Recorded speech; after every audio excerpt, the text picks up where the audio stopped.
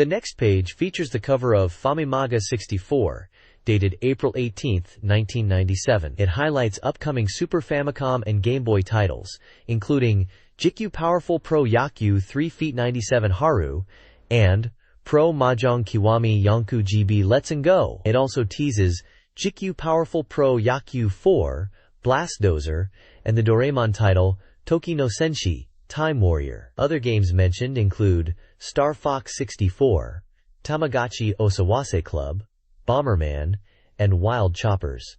It mentions a 32-page center insert and hints at N64 maker reports and a feature on Macross. This page is an advertisement for Mini Yonku GB Let's Go. Oh! A Game Boy game. It highlights the ability to race against friends, customize your machine with optional parts like the lightweight hypergear in a unique color for the game. It also mentions a pocket carrying case for the Game Boy Pocket console, which comes with stickers. This page is an advert for the Game Boy game Mini Yonku GB Let's Go. It boasts of winning the 4 major cups and achieving a grand slam. The player earns prize money through grass races and enhances parts to challenge the major cups. It highlights communication battles where you can fiercely battle your friends, exchange parts, and the Python system. A release date of May 23rd is shown and a price point of 5,500 yen. The next page is a full-page advertisement for Dark Law, Meaning of Death, on the Super Famicom. The ad highlights the game's storyline, which involves a protagonist awakening with amnesia in a world where something sinister is happening beneath the surface of a seemingly peaceful life. It also features the multi-link scenario system, where your actions determine the fate of the world. The ad also promotes the ASC2 grip controller for the Super Famicom, optimized for RPG and SLG games. The game was released March 28, 1997, for 8,000 yen. This page is an advertisement for ASC2 Soft's Solid Runner, a cyberpunk RPG for the Super Famicom, released on March 28, 1997. The ad copy emphasizes the dangerous nature of network jobs in the game, where players take on requests and solve problems in a city called Solid City. The game features customizable mechasuits known as runners, with 77 different weapons to equip. Combat is strategic, with various attack methods. The overdrive system allows players to boost weapon power. The ad also showcases the Turbophile Twin, a backup memory device for Super Famicom. This magazine issue includes strategy guides for various Nintendo 64 and Super Nintendo games, news on European N64 releases, articles about the Nintendo 64 console, reader giveaways, and information about other features like Satellaview. It also has a calendar release announcement and general gaming tips. The next page is the contents page for the magazine. It highlights key articles for the month of June, July 1997. Famimaga 64 Newsflash covers TV-related information about Pocket Monsters. Star Fox 64 follows the story focusing on communication from Fox and others.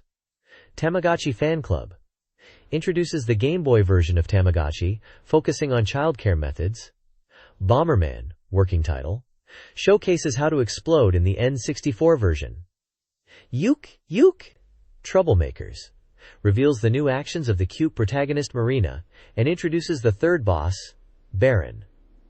Wild Choppers reveals missions up to Stage 4, highlighting the features of the 8-plane helicopter. Human Grand Prix, the new generation, introduces the new title released in March, focuses on earning degrees in Mahjong. 64, a Falling Piece puzzle game.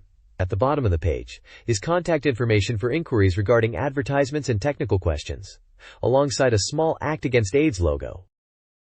This page features Famimaga 64 Newsflash, focusing on TV-related information. It covers the Mario Kart 64 Grand Championship. The article details a TV Tokyo broadcast featuring the finals of a Mario Kart 64 time Tetrial competition. The broadcast featured top players, including the Famimaga writer, Noriyasu Kato, as a commentator. The top 5 racers and their times are listed: Higa Yusuke from Osaka, Sakai Naoto from Kanagawa, Minamiya Daiji from Saitama, Watanabe Tetsuya from Chiba, and Ida Yuichi from Kanagawa. Also, there is a contest where 2 lucky winners will receive a signed version of the show script, signed by TV personality and actors Toru Watanabe and Noriko Kato. The next page is an article covering Star Fox 64, with actress Ryoko Hirosu starring in the CM. The article mentions that the CM filming involved a large set and many actors, with Ryoko Hirosu being very enthusiastic and enjoying the filming process. Also covered on the page is the Pokemon anime, set to start airing on April 1st. The article talks about the TV show and its setting, with classic monsters and characters, including Ash, Misty, and Pikachu, and how it is adapting the world of the games for the show. The animation will be overseen by Kunihiko Yuyama. This page is an in-depth look at Star Fox 64. The special features focus on piloting the R-Wing, Fox's operations, and the immersive experience of the game, including its conversations. The page highlights the Vibration Pack feature, which is just a month away from release. The N64 game is set to release on April 27th, with a price of 8,700 yen. It falls into the shooting game genre and includes internal backup. The game is compatible with and will be bundled with the Vibration Pack. The article details the new controls made possible by the ASOC button unit, highlighting advanced techniques such as dodging enemy attacks with high-altitude maneuvers and quick turns. It explains how to perform a somersault to evade enemies, execute a quick turn by omitting the second half of the somersault, and accelerate instantly to position the camera behind the R-Wing. The page also describes the 360-degree stages and how to use Boost, activated by pressing the left C button to increase speed and break through obstacles. The on-screen meter indicates boost and brake power.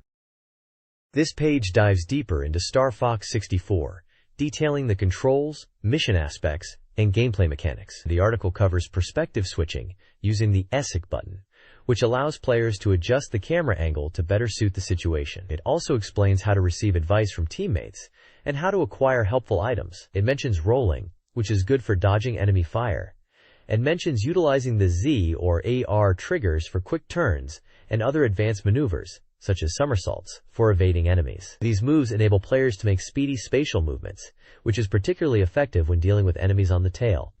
The article emphasizes that high-performance all-range combat aircraft is well suited to any type of maneuvering.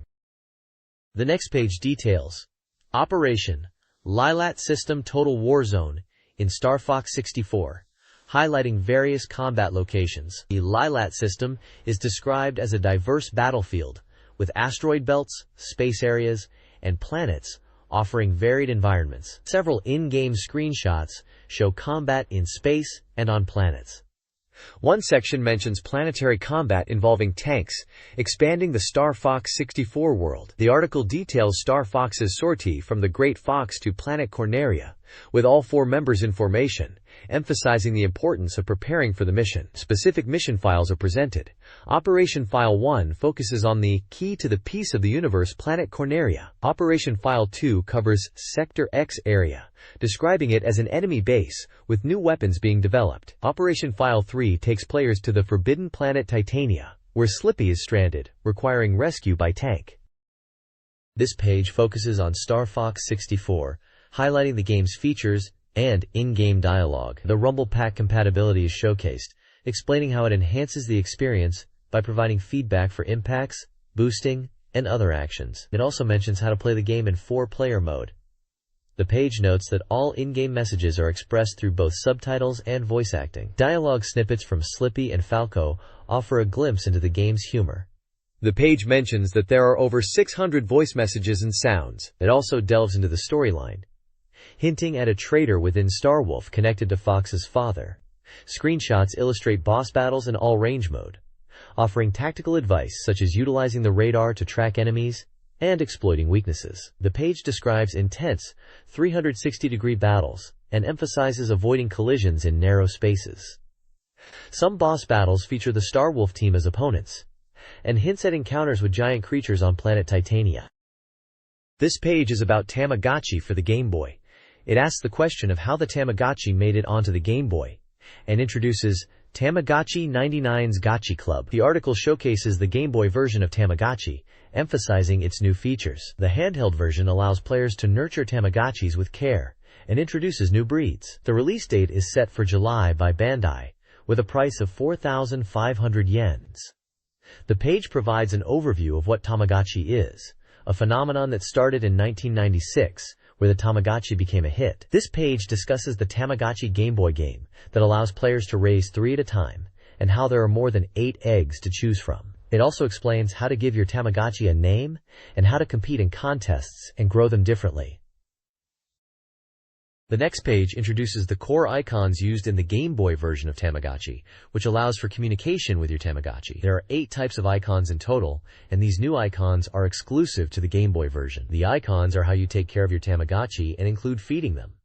You can select between rice, meat, ice cream, or cake. You can also give them medicine if they are sick. There are mini-games, and a way to turn the lights off when they are sleeping.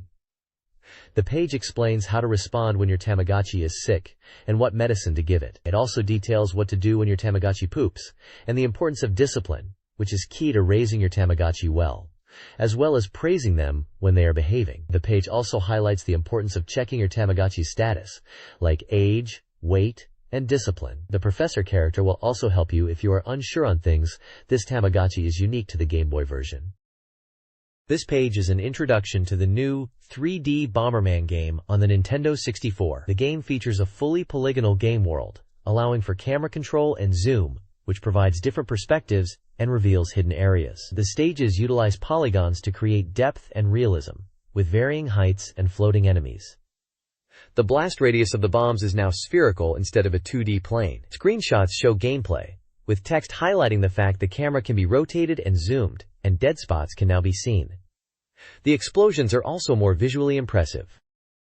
This page examines the strategic gameplay of Bomberman 64. The game's 3D environments require players to navigate elevated platforms and bridges, and the stages feature destructible buildings and magma hazards. Clearing stages involves more than just defeating enemies. Players must also destroy structures and avoid obstacles. New items are introduced, and the appearance of Bomberman changes depending on the situation. Screenshots highlight new items, such as bombs with timers, and Bomberman's changed appearance when he fails, becoming a Dazamon. The next page is an advertisement for troublemakers for the N64. The page details the game's core mechanics, which revolve around grabbing and throwing, but also include other actions like dashing, hovering, and rolling. The player character, Marina, can run, jump, hover, and dash. She can also grab enemies and throw them. There are also weapons to acquire and use. This page focuses on the gameplay aspects of Mischief Makers for the Nintendo 64. The article explains that the game isn't just about throwing enemies, but also solving puzzles and rescuing Professor Theo. Key to this are the Nendos, characters who can provide clues. Some Nendos are allies, offering information and even joining Marina in battle against the Empire. Others are enemies. The page highlights game mechanics like talking to Nendos with speech bubbles to get information, and using the Nen rope, where continued capture leads to an eventual loss of strength. The article also details special stage elements like traps, which require specific actions to overcome, such as destroying a red wall and shaking captured Nentama to obtain items. It introduces Baron, the third boss character. Baron attacks while flying, using a spear. He can also combine with a bird-shaped machine to unleash a laser attack. The player must time grabs well to defeat him, as he attacks from all directions. The next page is an advert for Wild Choppers on the N64. The game promises intense aerial combat and shows off different mission types, including destroying enemy bases and rescuing hostages. It highlights the game's focus on battling military terrorists, using armed helicopters, ground-to-air missiles, tanks, and high-speed combat. The game features 3 main categories of enemies: airborne, cybernetic soldiers, and ground-based installations. This page is an introduction to the helicopters featured in Wild Choppers on the N64, and showcases some of the available weapons and missions. The game allows players to choose from 8 different helicopters, each with its own unique characteristics. Hard equals Bull, prioritizes maneuverability but has lower durability. Sky equals Turbo, balanced in acceleration, rotation speed, and durability. Whale 32, emphasizes durability but is less agile. Fire equals Cat, similar to Sky equals Turbo but with faster rotation. Gaga features the most powerful Vulcan cannon and high durability but lower mobility. Wasp excels in mobility and has well-rounded stats. Kolinsky offers a balance of durability but has somewhat lower durability. Players can also purchase 6 types of special weapons: Vulcan cannon, missile/homing missile, cluster bomb, dummy bomb, and rocket bomb. The Vulcan cannon has unlimited ammo, while the others have limited quantities. Weapons can be restocked between missions using in-game currency. Screenshots from the game show the following missions. Destroy all enemy radar installations. Destroy all underground enemy facilities. Rescue passengers. Eliminate the enemy transportation unit. The next page is a full-page advertisement for Human Grand Prix, the new generation, on the N64. The ad highlights the game's racing action and boasts of realistic graphics and World Championship gameplay. It emphasizes the immersive engine sounds, various camera angles, and the ability to customize weather and lap settings. The game features 11 teams and 22 drivers. This page features Human Grand Prix, the new generation for the N64, and focuses on machine settings for the game, including adjusting for weather and course conditions. It shows screenshots of the gameplay, including some from just before a crash and some from pit stops. The article provides information on adjusting car setup, including tires, fuel, steering, suspension, and more. It gives examples of tuning for technical and high-speed courses, and emphasizes checking the weather before racing to choose the best settings. The next page is an advert for Turok, Dinosaur Hunter on the Nintendo 64. It highlights the detailed worlds, battles, and items available in the game, specifically mentioning levels 17. The advert also focuses on combat strategies, such as attacking while moving and flanking enemies.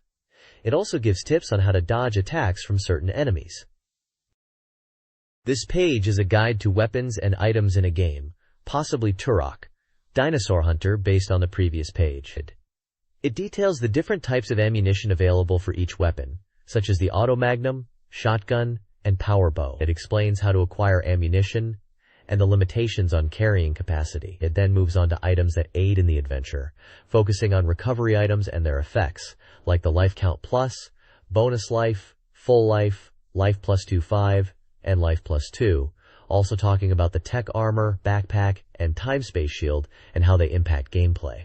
The page also explains the function of save points and chrono points.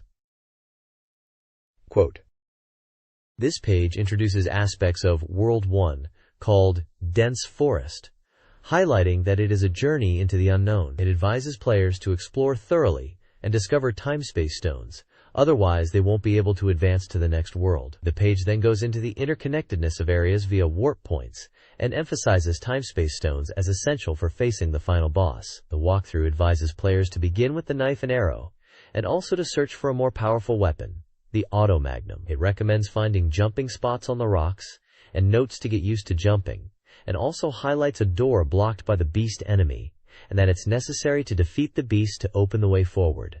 The map may not function as a reference, so be warned. The page details an inventory of items obtainable in World 1, which are 3 time-space stones and 3 chronoforce. The chart also details the amount of healing items available: 5 life plus 2 5, 1 full life and 1 bonus life, and 143 chronoforce. World 2, Secret Land, features hidden caves and passages, increasing difficulty. Players can find time-space stones in underwater caves, and suspicious structures might be visible from cliffs. Obtainable items include 2 time-space stones, various life-ups, and weapons. World 3, Ancient City, presents a complex pyramid with many puzzles and difficult item acquisition. Maps are complex with warps, and progression requires navigating the city. Items include a time-space stone, life-ups, weapons, and armor. Bonus stages, marked by time-space distortion, offer treasures, and hidden waterways contain valuable items. The next page details levels 4 and 5 of an action-adventure game. World 4, called The Ruins, is filled with traps and contraptions in a valley. Stone statues come to life and players must navigate tricky switches. The reviewer mentions getting the grenade launcher and Gatling gun. The items you can obtain are 2 time-space stones, life boosts, tech armor, and rucksacks. World 5, the Evil God Temple, is a vast underground temple. The reviewer suggests players should expect many traps and puzzles. The player must raise pillars one by one to make stairs to get to the upper level. You can obtain a time-space stone, life boosts, tech armor, rucksack, and time-space shield. The page also highlights a boss fight with a character called Hunter. The reviewer also mentions encountering Trex at the center of Stage 5. This page describes Worlds 6, 7, and 8 of an action game. World 6, Jukai Village features a crossing path built between trees, with the goal to reach the highest tree.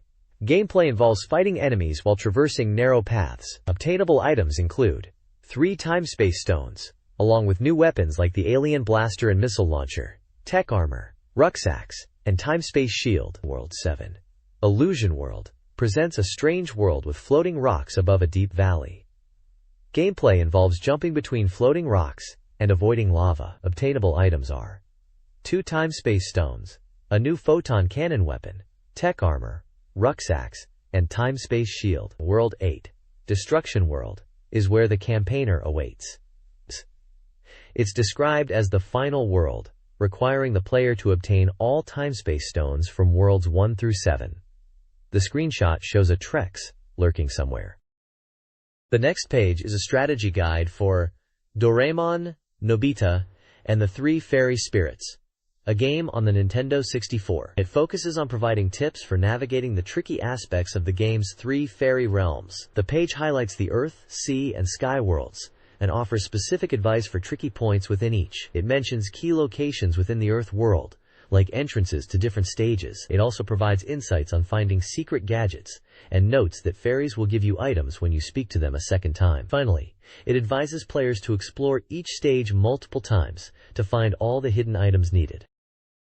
This page features a strategy guide for Doraemon, Nobita, and the 3 Fairy Spirits, focusing on key areas within the Earth world. The guide advises players on how to find great rats, use stone switches, and open doors. It mentions that fairies will offer important information and highlights the importance of speaking to them. The page includes strategies for the boss battle against Ponta, advising players to attack his weak point on his belly and to avoid damage by attacking from the back. There's also a description of how to fight Minotaurus. The next page dives into the ocean world of Doraemon, Nobita, and the 3 Fairy Spirits, offering tips for navigating underwater stages. It emphasizes getting used to the character's controls, particularly floating and diving. The guide details how to acquire a spirit stone by winning the underwater buggy races against the Fish Torpedo Brothers twice. It also mentions rescuing a fairy trapped in the sunken ship, and explains that solving puzzles will lead to the boss. The guide advises players on how to fight crabs inside the ship by stomping them, and also fighting fire with fire. There is also a strategy against Captain Gaikotsu, urging players to evade his attacks and look for openings to inflict damage. And the last boss of the level, Santa Claus, advising players to attack his feet, but that getting too close may cause damage. This page is about the Sky World in Doraemon, Nobita and the 3 Fairy Spirits, warning that falling is easy. It offers camera angle tips for navigating the level's treacherous moving bridges. The page explains how to get the Spirit Stone in the Sky World by using the Takecopter. Players are advised to recharge at floating islands because the Takecopter runs out of power quickly. It mentions talking to the fairy on the island for crucial information. The guide warns about thunderclouds that can obscure vision and advises flying around them. It provides tips for fighting harpies, which includes characters like Sunio and Shizuka, saying they are best fought in the air, and it highlights the importance of understanding each character's abilities. The guide offers a strategy for the Centaur boss, noting its speed and defensive power, and suggests keeping it in sight to avoid being cornered. It warns that the Centaur gets faster and attacks more aggressively as it takes damage. The page also shows some screenshots and moves. This page is dedicated to JIKU Powerful Pro Yakyu 4 on the Nintendo 64, promising a thorough analysis of the game's success mode and perfect player data for all 12 teams. The page features a character wearing a baseball uniform and helmet. The text explains the role of contract money and annual salary in determining a player's abilities. It says that while higher amounts are generally better, players should still check abilities carefully. The page also has tables showing initial evaluations based on contract money, the impact of Koshien tournament results on contract money and annual salary, and the relationship between draft ranking, contract money, and annual salary. The next page focuses on setting initial abilities in JIKU Powerful Pro Yakyu 4. It discusses how to emphasize certain abilities and the impact of a player's background. The page details how a player's origin affects their stats, focusing on their stamina and control. The text states that while ball speed is random, stamina and control will vary depending on where the player came from. Also on this page are tables showing average stats for players from different backgrounds, high school, university, society, and other teams. The page also mentions special abilities for players and how these are determined by draft ranking. Players can receive good or bad marks for their release, pinch hitting, or recovery. A section talks about different types of players and how to develop them, also how to train and improve the player's abilities. And the page shows the range of curveballs available to players depending on ball speed. Finally, it presents potential girlfriends to get during the game, with information on how to meet each of them. These are the characters Yuko, Sasori, Yuko, and Hiromi, and it states that going to the gym or karaoke with them will make the girls want to hang out. The next page provides training tips for GQ Powerful Pro Yakyu 4 to efficiently improve player abilities. It offers advice on adjusting training based on a player's condition, including the numerical values for each condition level: perfect, good, normal, bad, and awful. It also explains the modifications for player stats based on their physical condition. The page lists the effects of various training commands on player stats, such as strength, agility, technique, and stamina. Training commands include basic swing, T-batting, dash, running, knocking, practical defense, upper body muscle training, lower body muscle training. It also provides advice for pitching, like focusing on straight balls in the first year. The screenshots show in-game scenarios with tips for aiming and timing hits. The article mentions speed points, SP, and control points, CP, and their correlation to the player's actual ability, and advises on when to take a break if a player is not in top condition.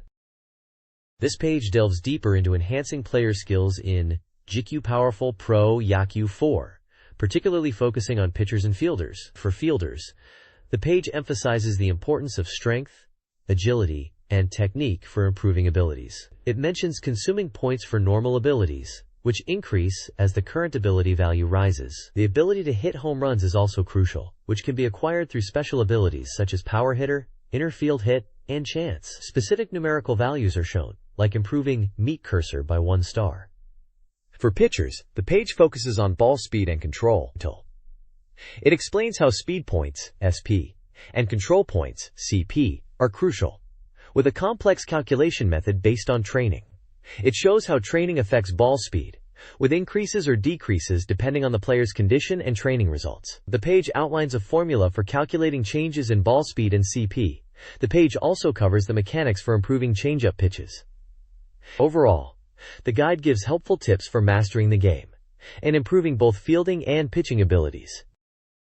The next page offers training advice for improving baseball skills in GQ Powerful Pro Yakyu 4, focusing on fielders. It emphasizes hitting, suggesting players aim for home runs in the Western League to impress scouts. The guide covers various training aspects, from muscle training in the first year to deciding on a player type in the second year. It highlights the importance of building a strong physique through weight training and focusing on hitting drills during camp. The third year is all about boosting the coach's evaluation, emphasizing that the player's evaluation needs to exceed 100 points between April and September. It also gives tips on managing injuries and illnesses. The page features screenshots from the game, player stats, and offers specific advice, such as focusing on improving power before anything else, especially for catchers. It also includes a warning that if the player is not performing well by September, it might be hopeless. And there are tips for increasing your coach's approval by September, such as hitting 150 points on evaluation.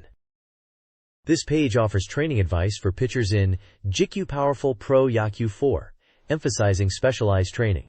It begins by stressing the importance of physical conditioning through running during the first year, avoiding weight training to prevent injuries. It also mentions to improve your coach's approval rating by improving things like run speed. The second year focuses on improving curveballs and balancing ball speed, while the third year emphasizes control. The page warns against shoulder and elbow injuries, recommending related training if you want to be a pitcher. The page even warns of a 1 in 100 chance of career-ending injury and transitioning to an outfield role. The page features screenshots from the game, player stats, and specific advice, like prioritizing stamina, and to focus on the coach's evaluation. The bottom right of the page also has a summary table, including what the task is, the days, the hits, strikeouts, runs, and errors.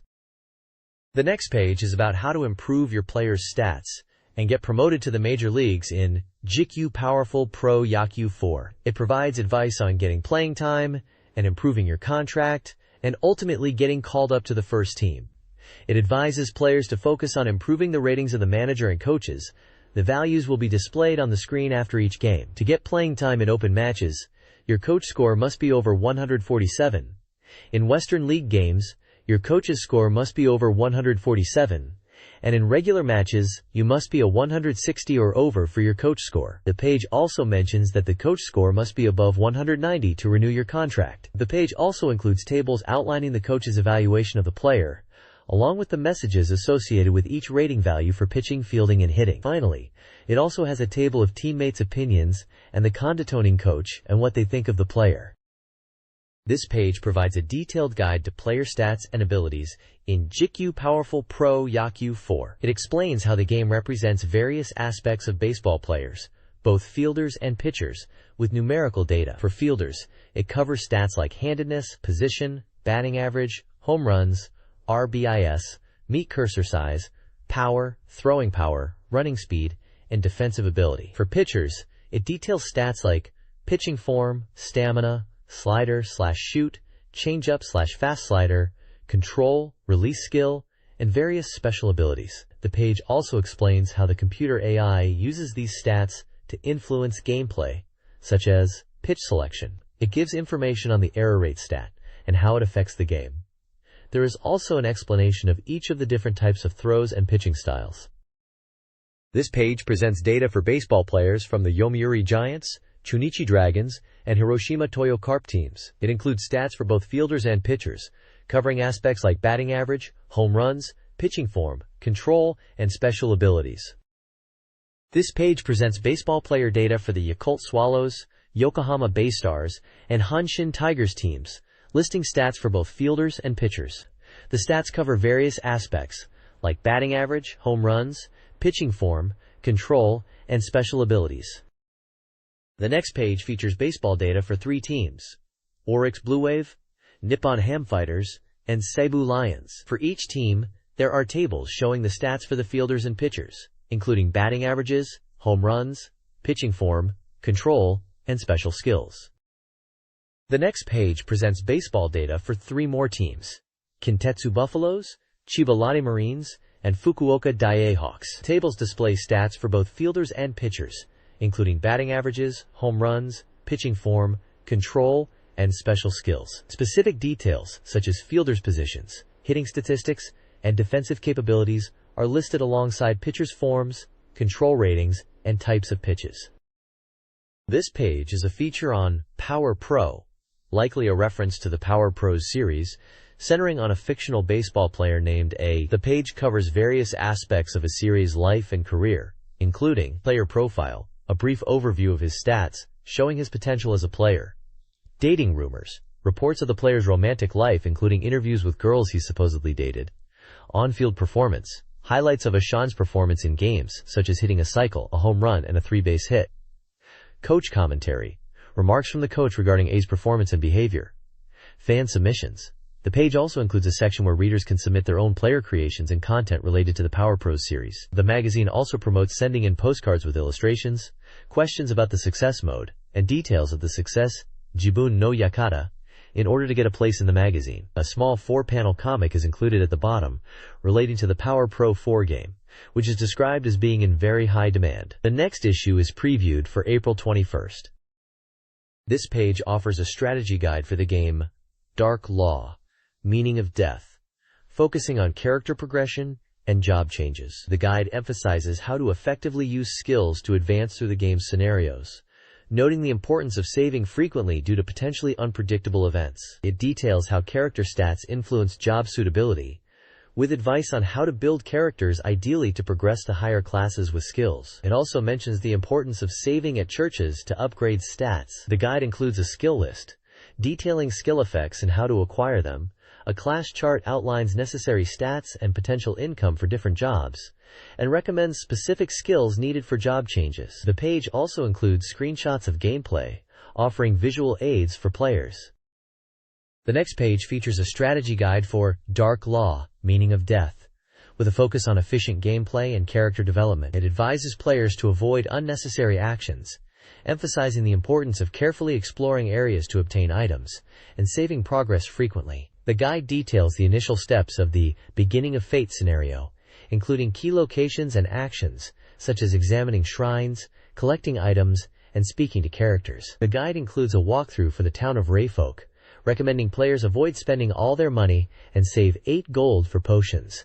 It also provides steps to take in Rayfolk, such as meeting the king, forming a party, joining a guild, gathering information, completing tasks at the tavern, and acquiring equipment. The page mentions level-up areas and caves, advising players to gain experience before advancing the main story. This page provides strategy guides for 2 scenarios in Dark Law, Meaning of Death. The first scenario, Desk Creature, starts players at level 1 and emphasizes efficient gameplay. Key advice includes purchasing a potion at the beginning and discovering the pendant in the cave. The guide outlines steps like visiting Lamber's house, exploring the northern fields, meeting Merrill, and navigating the cave, while reminding players to save frequently. The second scenario, Ito and Charon, begins with accepting a job at the Magic Guild and traveling to Masaki Head. It covers various tasks, such as visiting Davis's house, speaking to characters, resting at home, exploring the residence, and finding a hidden well, fighting enemies, and finally returning to the Magic Guild. It also advises to raise your level to 3 before attempting this scenario. It also mentions characters Jack, Sosha, and Tommy. They all have a hit point level of around 50 and 30 magic points and 86 gold. This page continues with strategy guides for scenarios in Dark Law, Meaning of Death. It focuses on the Bringing Death scenario, which is recommended for players at level 4 or higher. The guide provides instructions on how to navigate the scenario, including entering the temple, encountering the High Bird of Death, if character level is 4 or more, and exploring the dungeon. Steps include investigating stone tablets, finding hidden passages, discovering Farina, acquiring holy water, and battling enemies. It offers advice on using keys, solving puzzles like the prism glass, and navigating the environment, such as moving through the ventilation shaft. The guide also notes that poison enemies appear, so players should bring items or magic to counter it. The page features screenshots of in-game locations, such as the temple entrance and dungeon interiors, and also includes close-ups of a switch and a keyhole. This page is an advert for the Blastozer strategy guide. The ad promises a complete walkthrough, hints, and detailed explanations for missions and substages, with a focus on mastering the game to earn gold medals. It notes that the guide covers all the machines you can use and provides tactics to beat all 20 missions and 31 subgames. The guide was released on March 21st and cost 6,800 yen. The next page is titled Machine Explanation and focuses on providing techniques and explanations for mastering the various machines in Blastozers to earn gold medals. The page explains the controls and special attacks for 2 specific vehicles, the Ramdozer and the Backlash. It details the Ramdozer's ability to destroy buildings with its hard front and its special move, the Siren, which sadly has no effect. The technique is described for using the Ramdozer to efficiently move TNT blocks by backing up and adjusting direction. The Backlash's special move, the tail slide, is also explained, highlighting its destructive power and how to execute it effectively by controlling the turning radius. The page also covers using ramps to increase the Backlash's attack power and taking advantage of small differences in elevation. The page also shows the control scheme for the N64 controller, including the Z trigger for brake and lift, the 3D stick for steering, the B button for backing up, and the C button unit for camera angles. The R trigger button activates special actions. Finally, it provides general tips on vehicle control, such as how to maneuver in reverse. Quote, this page is also dedicated to Blastozers. It provides in-depth explanations and techniques for mastering specific vehicles. First up is the Skyfall, which utilizes the YAR trigger button for turbo. The technique highlights using turbo for both quick movement on flat ground and for executing powerful jumps on uneven terrain, like hills and aqueducts. Next is the Sideswipe, with the R trigger button activating side panels for destroying buildings. This vehicle has limited uses of its side panels. There are tips on efficient destruction and taking out multiple buildings at once with well-placed attacks. Finally, the Barista, which features missile attacks by pressing the YAR trigger. This section highlights the difficulty in aiming due to poor balance. It also recommends coming to a full stop using the Z trigger and B button for better aiming. Also, a technique is shown for zero-range attacks to destroy the lower parts of buildings to topple the upper parts. saving ammunition. The next page focuses on robot types in Blastozer, emphasizing their immense destructive power. It encourages players to acquire them, as they significantly ease mission completion. The page provides a controller layout guide, explaining the functions of various buttons. The Z trigger controls the brake and ascent/descent. The 3D stick is for robot movement. The C button adjusts the camera angle. The R trigger performs special actions specific to each machine. And the A and B buttons are for special actions, with J-bombs being tied to the A button and used for rapid descent attacks. It highlights 3 robots: Thunderfist, Cyclone Suit, and J-bomb. Thunderfist's special move, activated with the R trigger, is the rolling attack.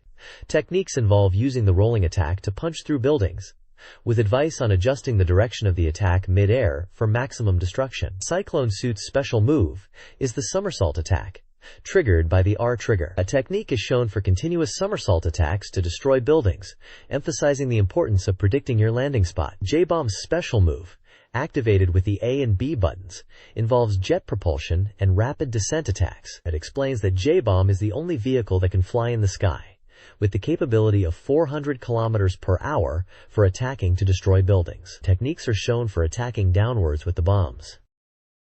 This page focuses on vehicles and Blastozers, dividing them into high-speed vehicles and public vehicles. The high-speed vehicle section highlights the importance of speed over destruction.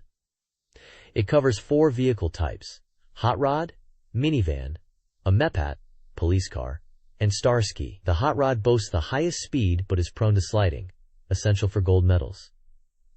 The minivan is stable but slows down on rough terrain.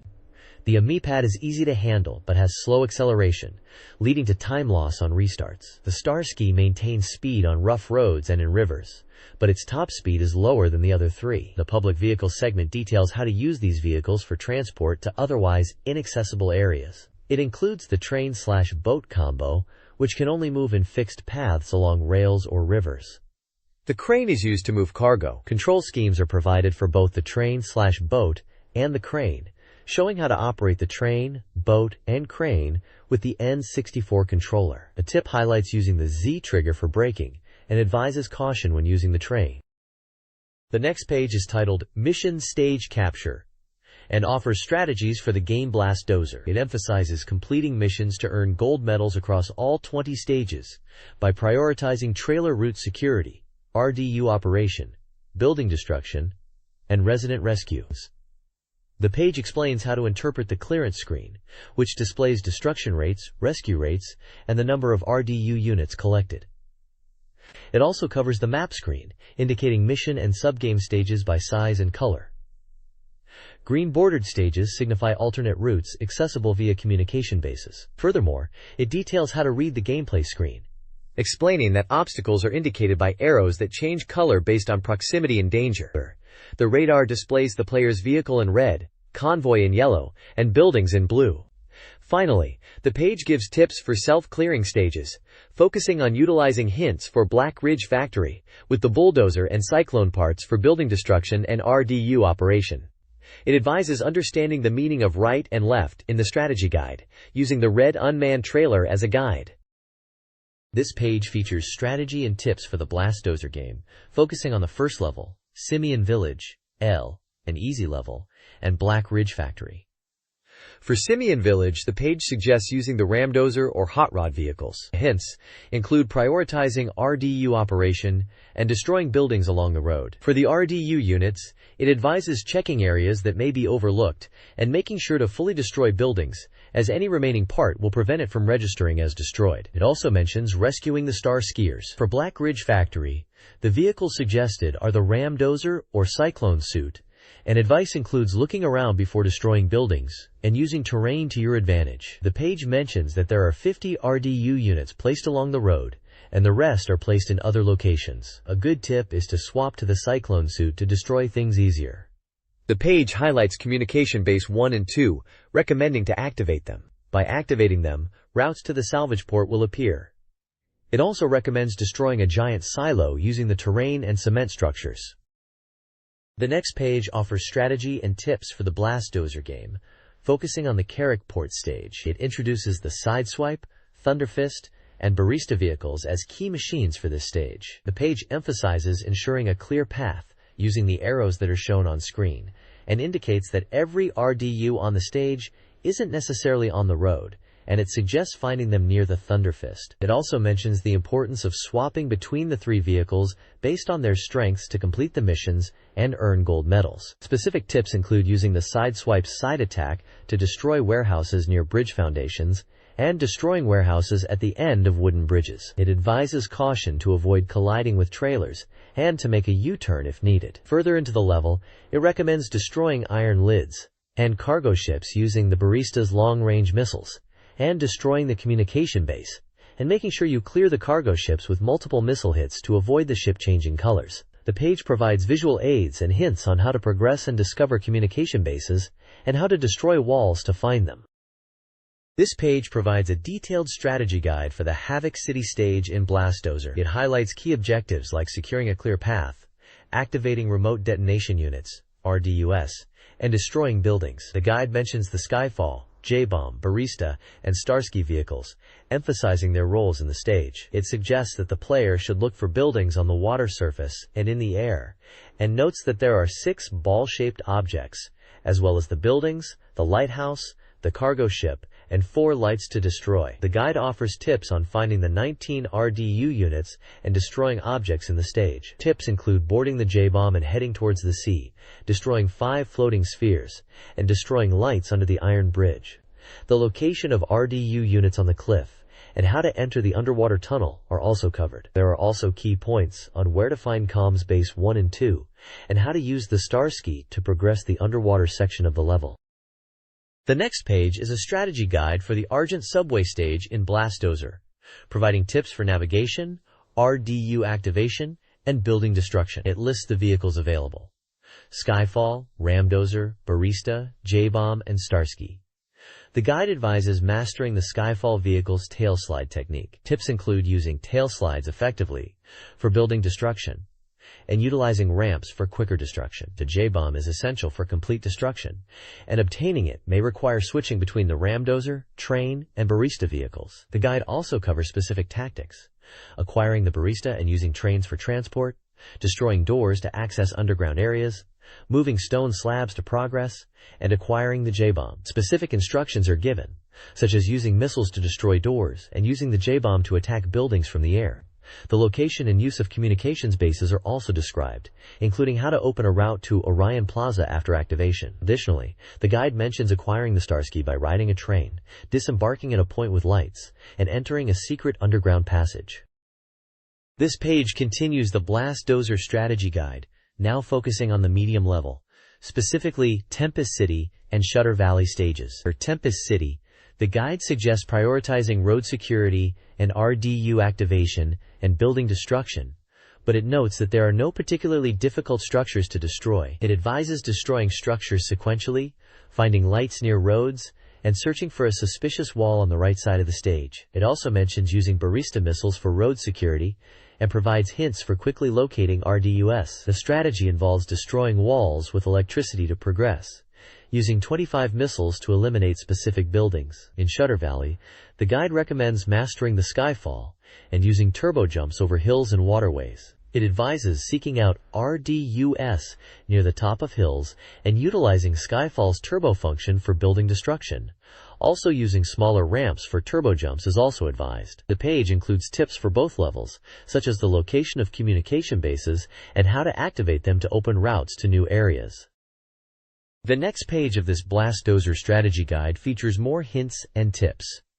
It covers the Outland Farm stage, recommending use of the backlash technique. It highlights road security, RDU activation, and building destruction as key tactics, emphasizing the use of tailslides and noting the importance of not leaving small buildings intact. The guide also suggests using inclines to gain momentum and destroy obstacles. Additionally, the page discusses the Chromelex City stage, with similar advice on road security, RDU activation, and building destruction. It mentions the Thunderfist technique and finding large parking areas with plenty of RDU power-ups. For building destruction, it advises that destroying all the buildings still does not reach 100% completion and recommends to destroy other man-made objects.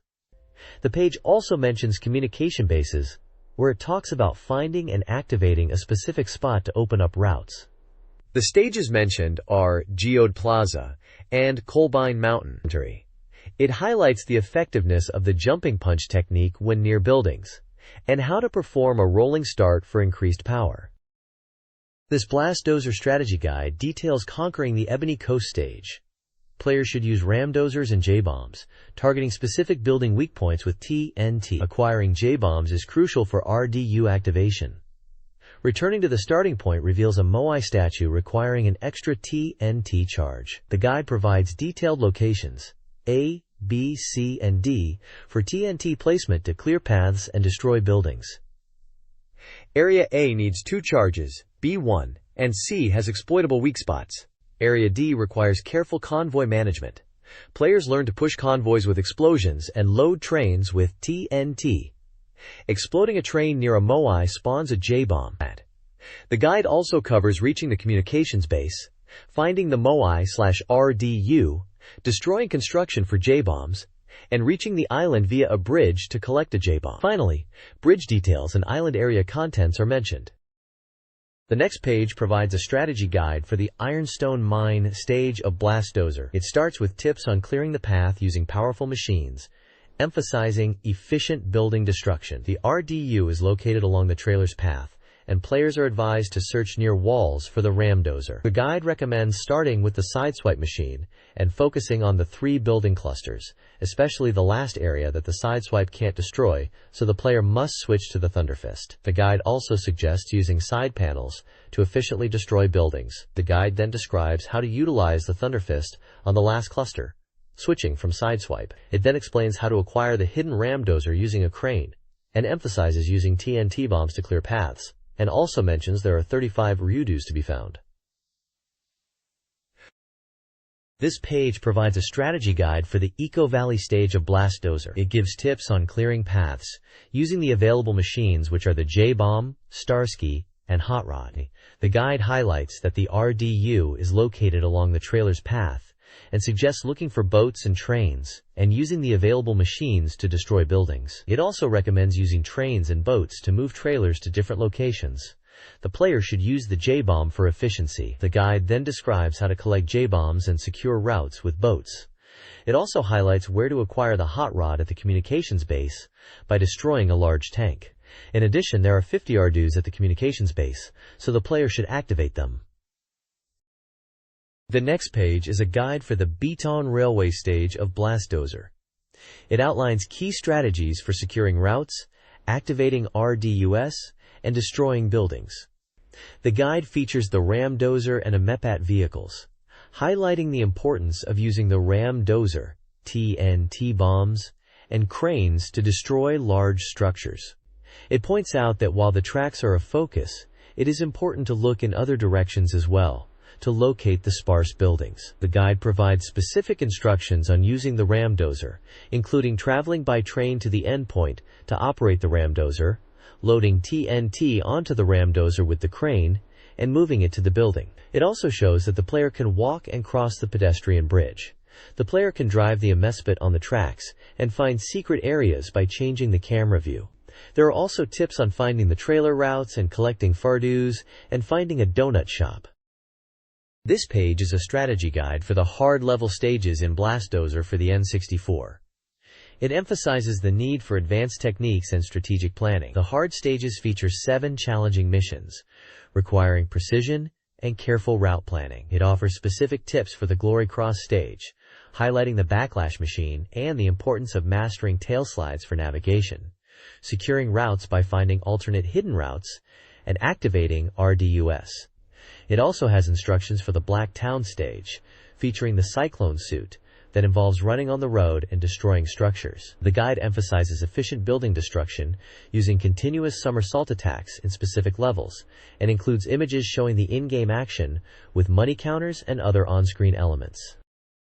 The next page is a strategy guide for the Crystal Village level in Blast Dozer for the N64. It outlines how to secure routes using the Skyfall, Ram Dozers, and minivan vehicles. The guide gives hints on route securing, RDU activation, and building destruction, indicating that Skyfall is good for initial clearing, but other vehicles are faster. There are instructions to navigate the level, and a hint that it's necessary to inspect your vision if you have trouble locating buildings. The page provides tips for using the ramdozer to make U-turns after descending from the skyfall, suggesting to go down the left side after the skyfall descent for the level and destroy buildings, and offering instructions for switching viewpoints and utilizing the turbo feature. It mentions using the ramdozer to move stone slabs in order to progress, and suggests activating all 70 RDUS on the hill, advising to simply drive straight down the slope.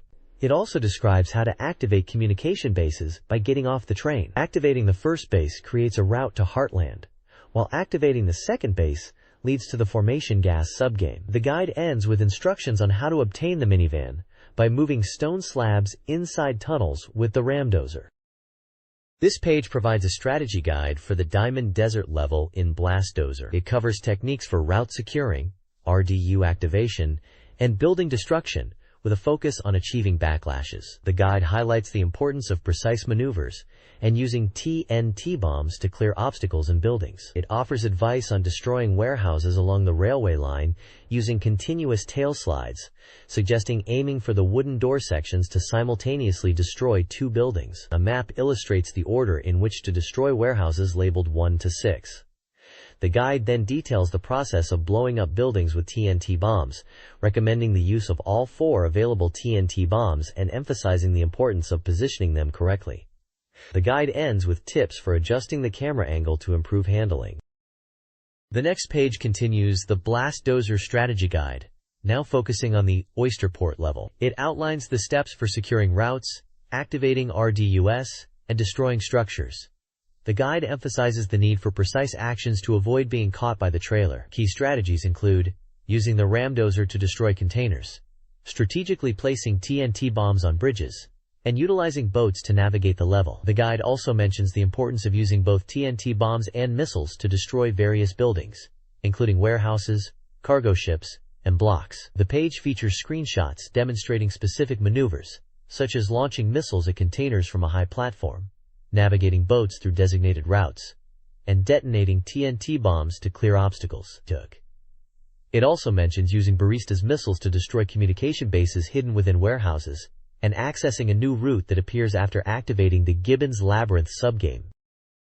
This page delves deeper into the Blastozer strategy guide, concentrating on the Angel City and Ember Country levels. For Angel City, the guide offers hints on securing routes, activating RDUS, and destroying structures. It highlights the importance of tail slides for destroying buildings and utilizing differences in elevation. Specific building destruction strategies are outlined, and the Backlash is introduced as the featured vehicle for this stage. Moving on to Ember Country, the guide suggests that simply destroying every building isn't enough, recommending players revisit the level if struggling with the RDU. It also notes the Barista and the Cyclone Suit are the featured vehicles. It points out that Cyclone Suit can be found in a destroyed building and to quickly equip it. It also mentions the importance of using missiles with the Barista at the start of the level. The next page introduces the extra stage of Blastozer, emphasizing that the mission to create the shuttle runway is not yet over. It mentions the successful completion of previous mission stages and the need to deal with hazardous materials and rescue 6 scientists. The shuttle crash landing section describes the situation where the space shuttle has veered off course and must make an emergency landing. Players must clear a path for the shuttle by destroying buildings. The guide hints at securing routes, activating RDUS, and destroying structures. It warns against focusing only on the immediate structures, suggesting that unexpected discoveries may be found. The guide introduces TNT bombs to destroy a building to acquire the Thunder Fist, giving instruction on how to approach and destroy the buildings. The Backlash and Thunder Fist are mentioned as featured machines. Also notes the game has a challenging final mission ahead. This page is another section of the Blastozer strategy guide, focusing on the Moon stage. It highlights that the action moves from Earth to the Moon due to the low gravity, which is 1/6 of Earth's. The goal is to destroy buildings within a 6-minute time limit, aiming for a gold medal time of 4 minutes or less by utilizing the slopes for big jumps. The guide covers techniques such as tail slides and jumps necessary for the moon stage, with instructions on how to correct trajectory in mid-air. Screenshots show the player destroying buildings and maneuvering through the lunar environment. It emphasizes destroying independent buildings, Moonbase 1 and Moonbase 2, by using jumps and tail slides. The page questions what the next mission is, wondering if the planets visible on the map have any significance. The guide suggests the moon stage may not be the end. A section in red asks, "Is this the end?" with a question of whether they can go to the moon in the game. It speculates about the possibility of reaching the sun, and if these levels are stages of their own. The team members look forward to their vacation.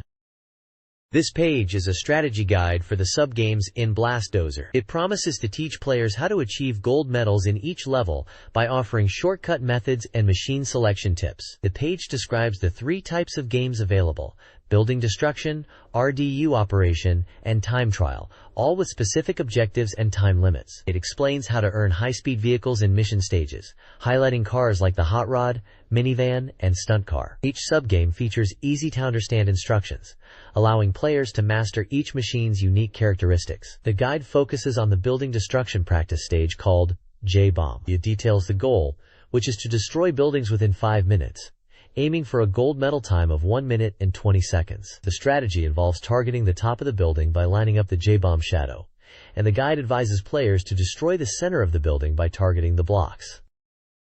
The next page delves into Blastozer's subgames, offering strategies to secure gold medals.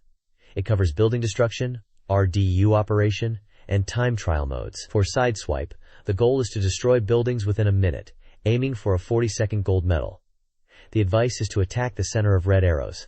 Backlash involves destroying buildings in under 6 minutes, with a gold medal target of 22 seconds, using tail slides. Skyfall challenges players to destroy buildings in a minute, for the gold medal time of 10 seconds, with car turbo usage when it is leaning. Thunderfist requires players to destroy 3 building locations within 3 minutes, targeting 30 seconds for a gold. For Twilight Factory, the objective is RDU operation within 1 minute 20 seconds, with a gold target of 35 seconds, utilizing the steps to activate RDU. Tips include tail sliding with a slight difference in the ground, and using the turbo function combined with terrain features. The page also mentions Jumping Punch as a basic attack for building destruction. This page provides strategies for achieving gold medals in various Blastozer time trial courses. The first course, Crater River, is a time trial with a limit of 1 minute and 12 seconds, with the goal being a gold medal time of 35 seconds, achieved by taking shortcuts through rough terrain. It is recommended to use the Star Ski vehicle. The next course, Scaly Bridge, is a time trial with a 3-minute limit and a gold medal target of 2 minutes. It advises players to slip through the gaps to reduce time. The Hot Rod vehicle is recommended. Sleek Road is a time trial with a 1 minute 15-second limit and a gold medal target of 50 seconds. It suggests running along the guardrail and taking the inner course, using the minivan vehicle. Kipling Gas is a building destruction challenge with a 1 minute limit, targeting 20 seconds for a gold medal. Players are advised to remember the locations of the 6 gas tanks. Lastly, the Marine Area is a time trial with a 1 minute limit and a gold medal target of 40 seconds. It emphasizes braking techniques to navigate the final curve, recommending the Hot Rod vehicle for its high speed. This page features strategy guides for Blastozer stages. First is Orion Plaza, a building destruction stage with a 2-minute time limit and a 1-minute gold medal target. The strategy emphasizes direct contact with TNT. Next is Salvageport, another building destruction stage. The time limit is 2 minutes 30 seconds, with a gold medal goal of 50 seconds. The recommendation is to aim for the center of the buildings. Jade Plateau is a time trial with a 3-minute 30-second limit and a gold medal target of 1 minute 50 seconds. The strategy advises destroying buildings to create shortcuts, showing the Ramdozer vehicle being used to clear the way. The guide also gives tips and tricks for the game, highlighting the difference in cost and suggesting a better route. The guide emphasizes that stages have varied constraints, which makes building destruction more difficult. Finally, Cobalt Mine is a time trial with a 1 minute 20-second limit and a 40-second gold medal target. It advises players to avoid skidding when driving along narrow roads, recommending the minivan. The next page continues the strategy guide for Blastozer, focusing on more stages. First up is Geord Plaza, a building destruction stage with a 1-minute 30-second time limit and a 40-second gold medal target. The strategy focuses on matching the height and movement of the spheres to effectively destroy them. It provides tips for destroying single spheres, multiple spheres, and spheres that move vertically. Then there's Lizard Island, another building destruction level, giving a 4-minute time limit and a 2-minute 30-second gold medal time.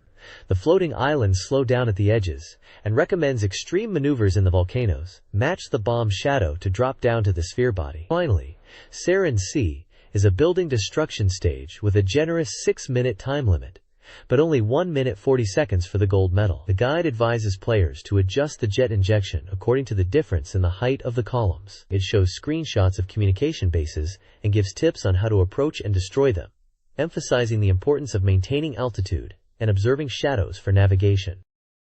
This page continues the Blast Dozer strategy guide, beginning with Daggerport, which has a 4-minute time limit for building destruction, or a 2-minute gold medal time. It highlights the floating islands and warns players not to miss them.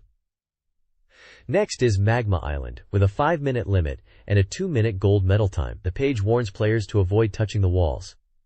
It suggests destroying the left marker on the lowest of the 2 pillars first. Baboon Maze is next, an RDU operation with a 2-minute time limit and a 1-minute 10-second gold medal time, advising players to stick to the walls. It advises players to remember the movement speed of the enemies. Finally, Grander's Town is a time trial with a 3-minute 30-second time limit and 1 minute 45 seconds for the gold. If players see an arrow on the road, they should turn left for a shortcut. It also suggests using the hot rod vehicle and aiming straight for the goal. This page provides strategy tips for various unspecified game courses, likely a racing game. Moraine Chase requires a left turn at the third wall for a shortcut. Silver Square and Mica Town, both building destruction stages, suggest staying on outer roads and watching for hidden buildings respectively. Corbane Mountain advises avoiding the starting line for faster times. Bison Rally recommends turning right before descending a slope. General tips include using the Starski on rough roads, tilting the 3D stick right in the air, avoiding fences, and utilizing radio control marks. Minivans should avoid water. Players should target small boxes with rolling attacks and drive inside to destroy crates, noting the count at the upper left. The next page features Blast Dozer strategy tips for hard level, consisting of 3 stages. Morgan Village tasks players with building destruction, requiring them to start by touching TNT bombs and destroying buildings within a 1-minute 50-second time limit, or 1 minute 10 seconds for a gold medal. The guide advises backing up to touch TNT and then attacking buildings. The next stage, Heartland, also focuses on building destruction, with a time limit of 2 minutes 30 seconds, or 1 minute 30 seconds for a gold medal. Players are instructed to destroy buildings along the vertical axis, using only 70 missiles, and conserving ammo by using zero-distance attacks. The third stage, Formation Gas, is another building destruction challenge, this time with a 1 minute 10-second time limit, or 30 seconds for a gold medal. The guide recommends following roads and avoiding gas tank explosions. It also mentions a Gibbons Maze, where the objective is to activate ARDU, requiring players to attract enemies before warping. Players should start by following the road, destroying 2 gas tanks, and then turning right. The guide also notes the presence of 4 ram dozer-like enemies, suggesting that players lure enemies away to create opportunities to activate the RDU.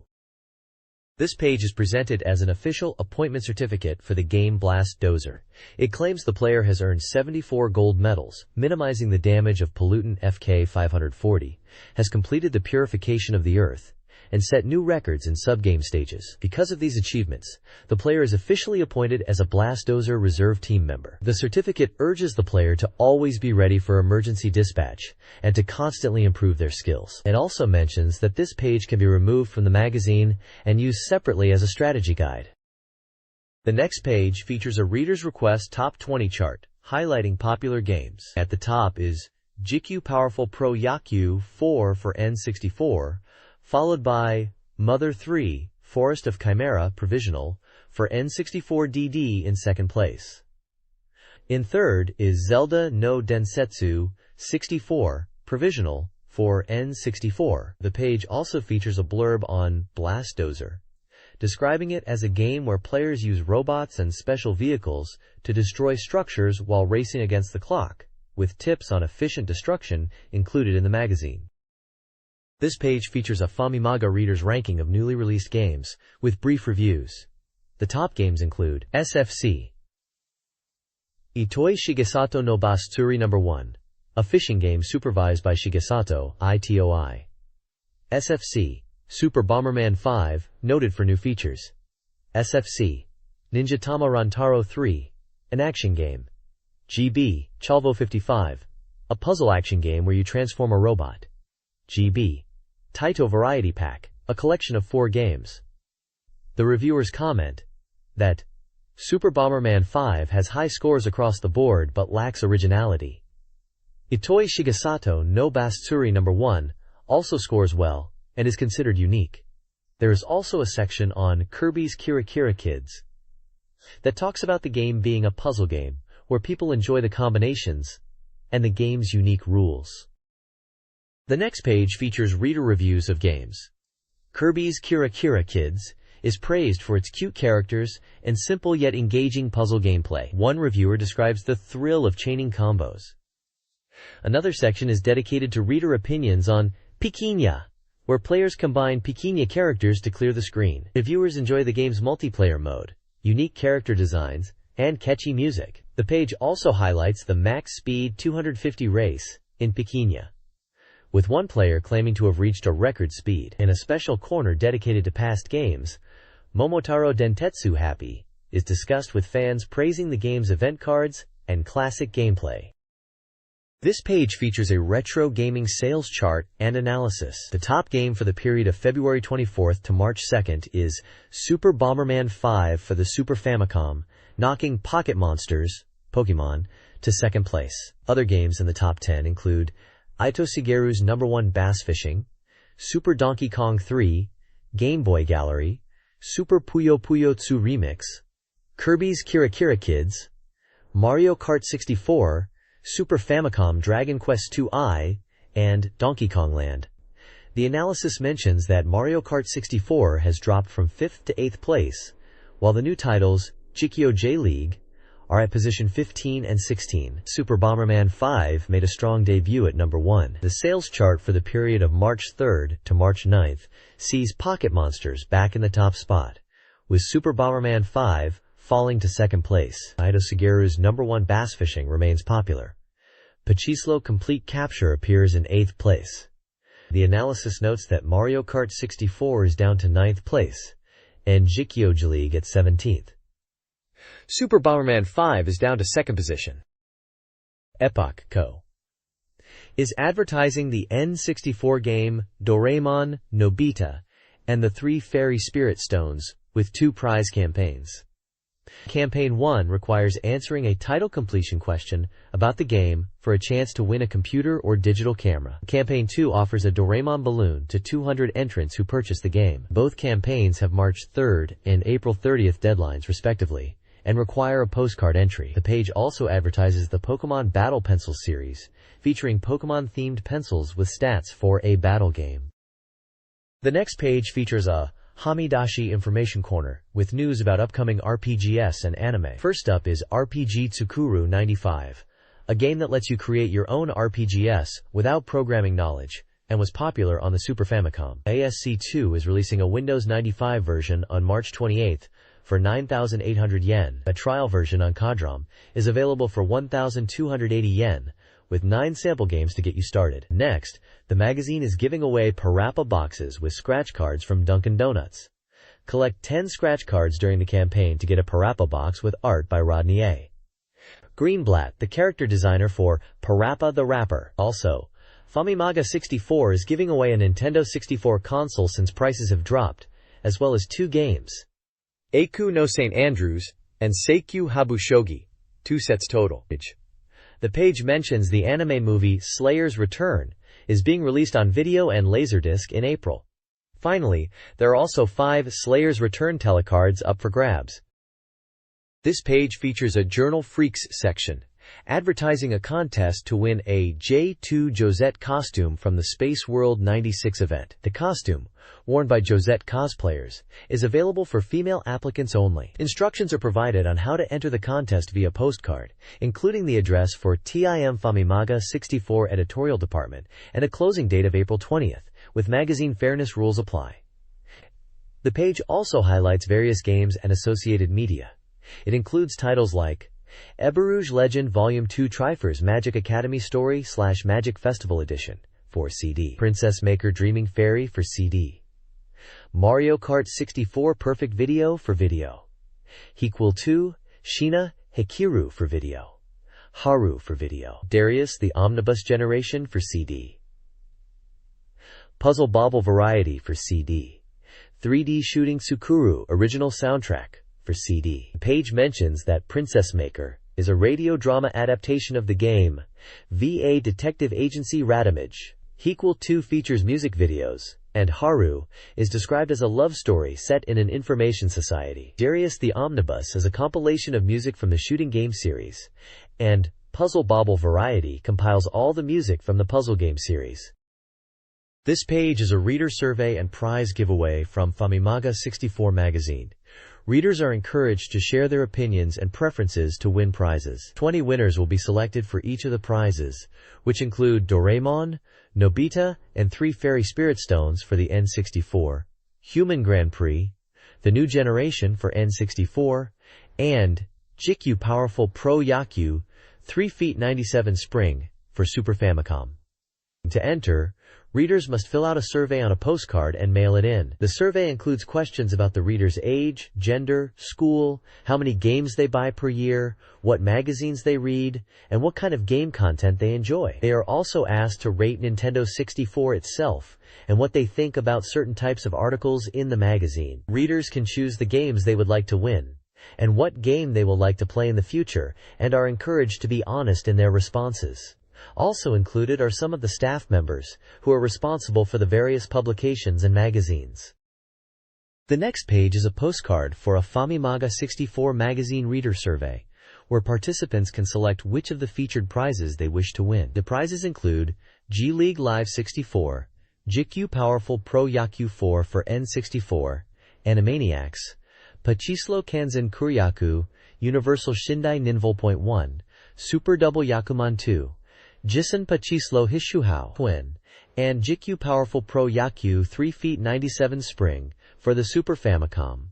Participants need to provide their address, name, and phone number to be eligible for the giveaway. This page is a reader survey postcard, where participants rank recently played games and provide their feedback and opinions on the magazine. The postcard includes numbered spaces for ranking games, from 1 to 18, and a section for writing comments and opinions.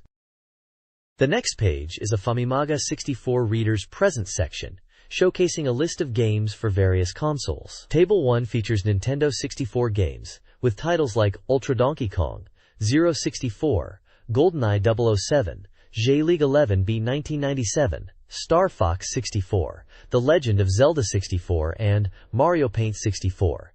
Table 2 lists Super Famicom games, including ActRaiser, Arkanoid Do It Again, Super Bomberman 5, Dragon Quest II, Final Fight 2, and Super Donkey Kong 3. Table 3 covers Game Boy titles like Kirby's Toy Box, Pocket Monsters, 2 Gold and Silver, and Super Black Bass Pocket. Table 4 focuses on Virtual Boy games such as Out of the Death Mount, Virtual Block, and Proteus Zone. Also included are tables for this month's articles and magazine titles. The This Month's Articles table includes items like Famimaga 64 Newsflash, Star Fox 64, and Mario Kart 64 High Performance Techniques. The magazine titles table lists various publications such as Famitsu Weekly, V-Jump, and The 64 Dream. Finally, there is a table of machine types, such as the Nintendo 64 and Neo Geo. This page is an advertisement for the Game Boy game Mini Yonku GB Let's and Go. It introduces the basics of racing and the opening story in a digest format. It mentions that this time, The focus is on grassroots races. The page explains how to use grassroots races to familiarize yourself with course layouts and setting up your machine. It emphasizes the importance of course checks and settings. It points out that simple oval courses aren't the only kind, and different settings are needed for courses with corners and off-road sections. Screenshots show the in-game menus for selecting races, viewing courses, and customizing your machine. The next page in Famimaga 64 magazine features an in-depth look at the Game Boy game, Mini Yonku GB Let's Go, focusing on how to maximize earnings from grassroots races to upgrade machines. The article highlights the benefits of repeatedly participating in these races, offering both prize money and the opportunity to refine settings. It emphasizes choosing courses where you can consistently win to increase your funds for new parts and machines, such as the Tridagger ZMC, and how it plays in the game. The page notes that even if the initial goal is to earn prize money, the core gameplay and setting adjustments remain important. Screenshots illustrate selecting a race, machine customization options, with a wide range of parts and prices. The text hints at a future game feature related to parts data and multiplayer capability. The page also contains a news blurb about the game's release date, explaining a delay from March to May. The developers apologize for the delay, citing the need for more time to perfect the game's content, including data creation, communications, and debugging. They reassure players that the final product will be worth the wait and feature elements like a deep storyline and multiplayer capabilities. This page continues the coverage of Mini Yonku GB Let's Go, focusing on races and customization. The text details rivalries with characters like Kurosawa and their machines, such as the Black Saber. The article highlights the importance of winning local races to progress to the Autumn Cup in Tokyo. Screenshots show various race courses and the dialogue between characters, emphasizing the competitive spirit. Additionally, the page showcases the special metal case edition of the game, noting its use as a parts case, and a separate racer's box for storing mini 4WD parts. The text praises the shiny silver finish of these items. This page continues the coverage of Mini Yonku GB Let's Go, detailing encounters with Dr. Tsuchiya and Mr. Tsuchiya, focusing on races and customization. After winning the Autumn Cup, the protagonist is invited to Dr. Tsuchiya's lab, where he learns secrets about parts and communication functions. By winning races, players can customize their machines. The story expands to include a letter from Tukichi inviting the player to Windmill Town for a return match. The article also introduces the rivalries with a character named Mr. Teshin and his Tridagger ZMC machine, advising players to battle him. It mentions the importance of winning to gather information and features various locations. The page also promotes new products, a Yakult Let's Go class, available only in the Kanto region as part of a campaign, and an ASC2 Pocket, a Game Boy Pocket storage accessory. The next page introduces JIKU Powerful Pro Baseball 97 Haru, featuring updated player data and a scenario mode. Players can create and manage new players to compete against current teams. The game includes a success mode where players nurture original baseball players, similar to the previous installment. New players, initially in the minor leagues, can be trained and promoted to the major leagues through training and matches. Be careful, players can get warned after 3 years and be removed from the game. The game features updated 97 season data and includes new foreign players. The home stadium for the Kintetsu Buffaloes is Osaka Dome, and the Chunichi Dragon Stadium is Nagoya Dome. An arrangement mode allows players to register created players to form original teams. Passwords enable players to match their developed players against friends. Players can check how good their developed players are compared to other teams in the game. The page also shows screenshots of gameplay, including the batter versus pitcher action. Additionally, the page includes snippets of in-game dialogue between the coach and players. This page is dedicated to JIKU Powerful Pro Baseball 97 Haru on SFC, highlighting its various game modes. You can play with your favorite teams in modes like Camp Mode for basic training in batting, pitching, and running, and a Pennant Mode where you compete in a league season. There's also a League Mode where you aim for the championship with an original team. The Scenario Mode lets you recreate famous baseball moments under specific conditions. A versus mode allows for single matches between players or against comm teams. The page showcases various gameplay screenshots and the team select screen, also showing the ability to edit team lineups and formations. Different scenarios are highlighted, such as close games and dramatic comebacks. It also shows different scenes such as dramatic comebacks and tense situations, as well as the victory screen. The next page introduces Mahjong University 64, a game where you aim to graduate by earning credits through Mahjong matches. The game features a university setting where you enroll, attend classes, and play Mahjong to earn credits. Your performance in matches affects your grades, which impact your ability to graduate. You begin by enrolling in the university and selecting a curriculum of courses, each with unique requirements. You will need to compete against opponents in campus buildings, such as the school and the student hall. There is even the library where you can study. You can study by yourself using questions and a dictionary. The student hall offers free matches where you can play against other students and professors, where you can choose to battle freely or train. You can also take part in tournaments at the auditorium and compete for points and prizes by placing in the top 3. The page also shows screens of the main building, where you can see your stats, such as win rate and average score. You select from 10 curriculums that you can study.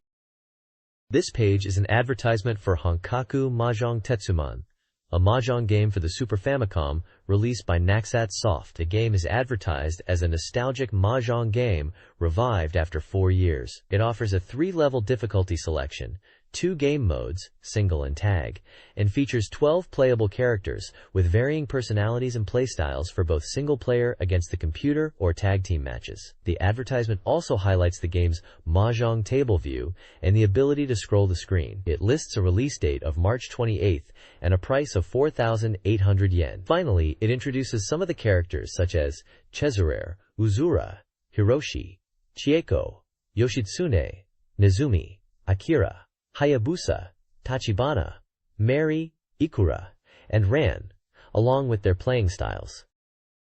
The next page is an advertisement for Neketsu Pya Stadium, a baseball puzzle game for the Super Famicom. The ad highlights the game's unique puzzle gameplay, where players eliminate blocks to score runs and trigger events like outs and home runs. It features a mascot character, and screenshots show gameplay with various baseball-themed blocks and characters. The ad also mentions different game modes, including a single-player pennant race mode and a scenario mode where players recreate famous baseball moments. Also featured are multiple teams, including the Tigers, Carp, and Giants.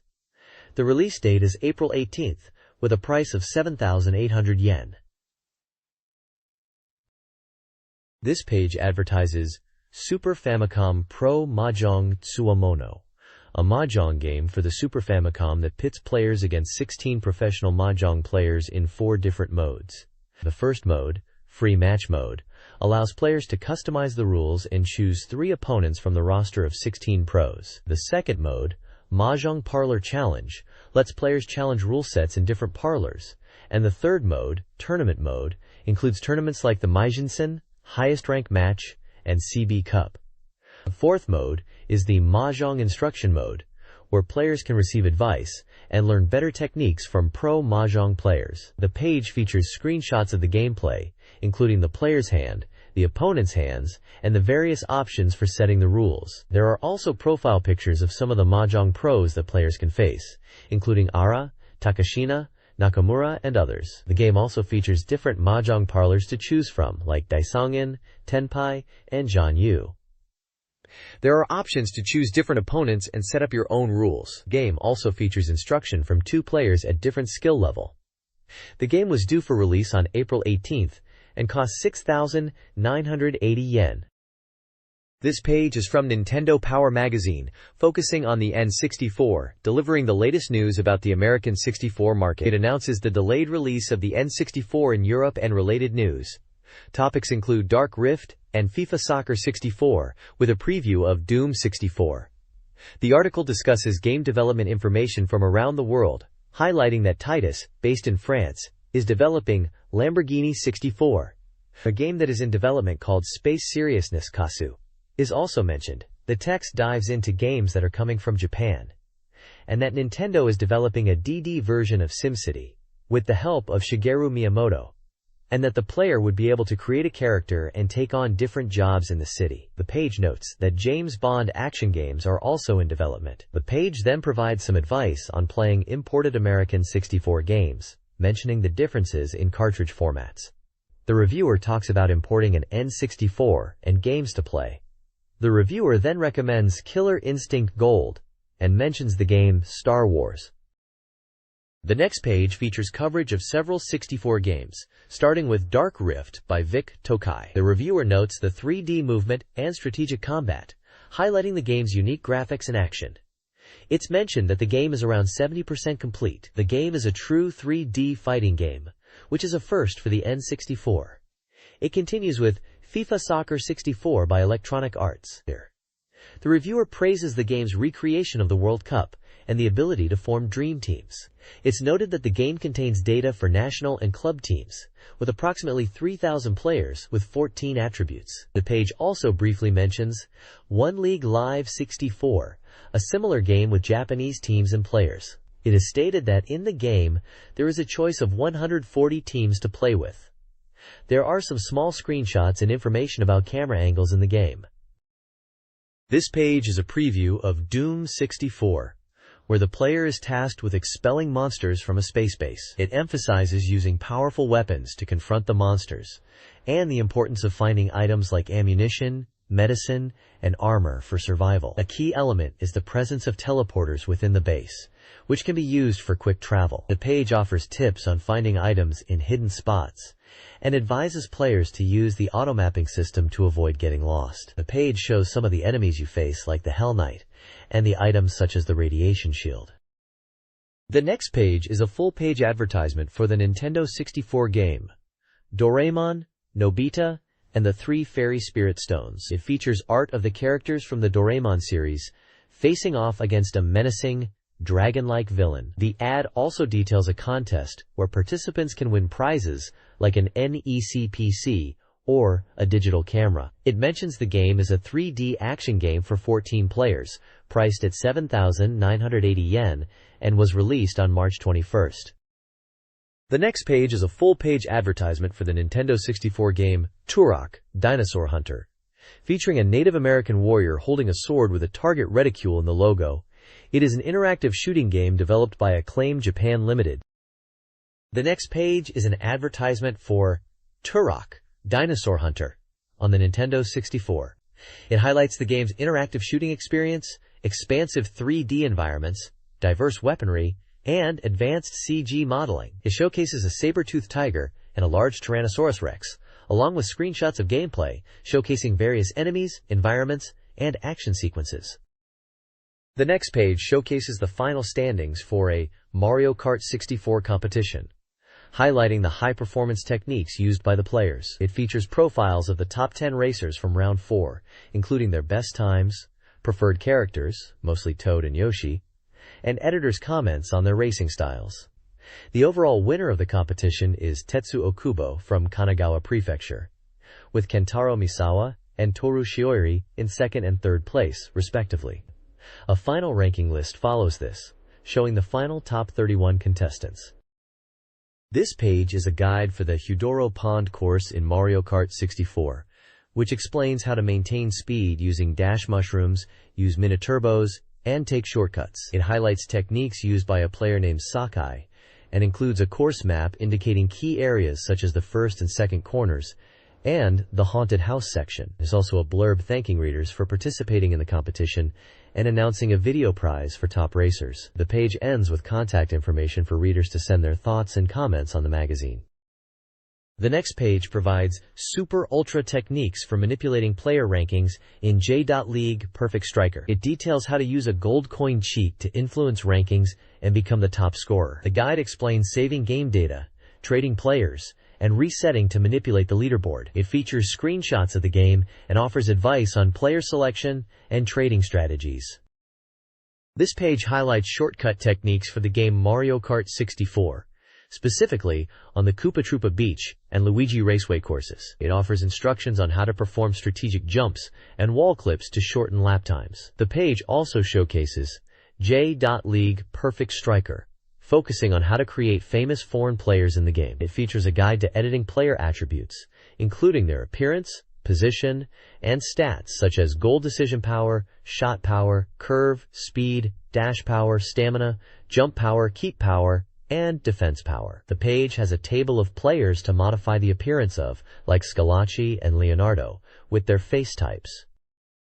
The next page is a diverse mix of game tips and features. It starts with a segment titled Everyone's Message Board, where players share their thoughts on games like Star Ocean, Pocket Monsters, and Yoshi's Panapon. There's a guide on unlocking hidden modes in Super Famicom games, offering tips on how to access the reverse side of stage clear mode and adjust handicap settings. The games featured in this section are most likely puzzle games, showing a gameplay screen with colorful graphics. The page also delves into Dragon Quest II adventures, specifically focusing on a unique experience where the player starts as a female hero. This path opens up special events, including a scene where the hero interacts with a pirate and consumes alcohol. Finally, it covers Street Fighter Zero 2, offering a guide on how to execute victory poses by pressing specific buttons after defeating an opponent. This section lists characters like Ryu, Ken, Chun-Li, Vega, and Guki, and their corresponding button combinations for victory poses.